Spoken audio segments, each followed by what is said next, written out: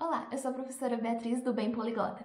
E no vídeo de hoje eu quero falar sobre esse meme que é meme, mas na verdade é bem real. E eu vou explicar por que é bem real, por que as pessoas pedem inglês intermediário para trabalhar fora, mas inglês fluente para trabalhar no Brasil.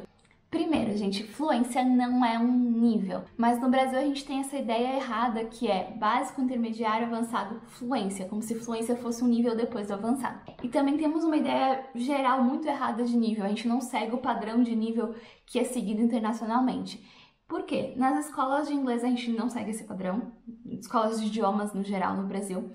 Então, muita gente vai só passando, eles não reprovam as pessoas, então vão só passando, então elas estão lá no nível intermediário, no nível avançado da escola, tecnicamente, né, porque o livro é considerado intermediário avançado, mas elas realmente não têm aquele nível, na verdade.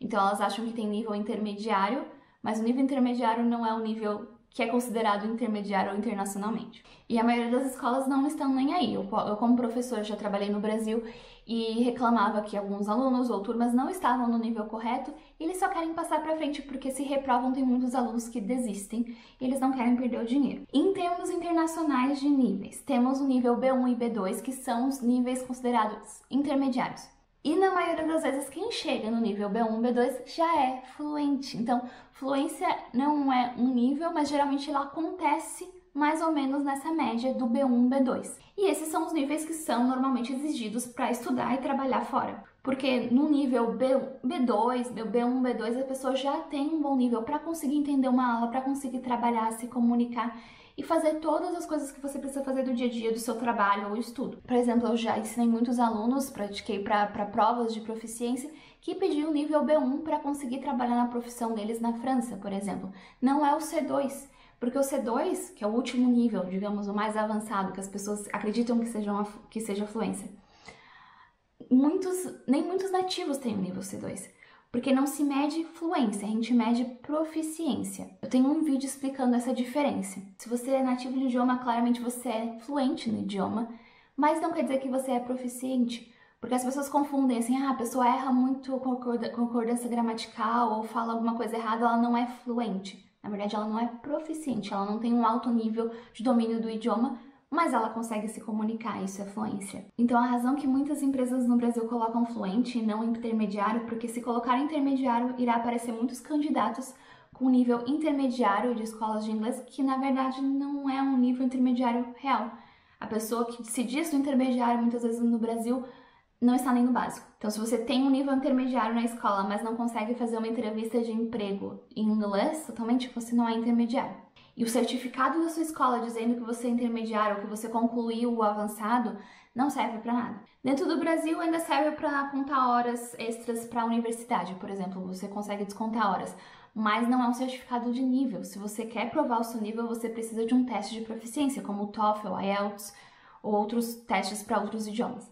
Dentro e fora do Brasil, o que vale é a entrevista. Se você não consegue fazer bem uma entrevista de inglês, você não vai passar, não importa se você tem o certificado ou não. E o que acontece é que tem muita gente que termina um curso inteiro de idiomas no Brasil e se for fazer esses testes não chega no nível B1, que é o nível intermediário internacionalmente. Porque no Brasil apenas as escolas internacionais como Cultura Inglesa, Alliance Française, que são escolas internacionais, elas preparam para esses testes, mas a maioria das escolas onde eu já trabalhei, que são escolas que existem no Brasil todo, elas não preparam para esses testes. Ou seja, elas não estão alinhadas com os níveis de verdade. E essas escolas mais internacionais você vai encontrar provavelmente só em cidade grande no Brasil. Eu morava em cidade pequena, não tinha nenhuma dessas escolas internacionais, apenas escolas de idiomas brasileiras. E essa ideia de nível no exterior é muito mais padronizada. Então, se você tem aquele nível, eles já sabem o que você é capaz de fazer ou não. E no Brasil, essa bagunça, a gente não tem realmente um padrão de nível.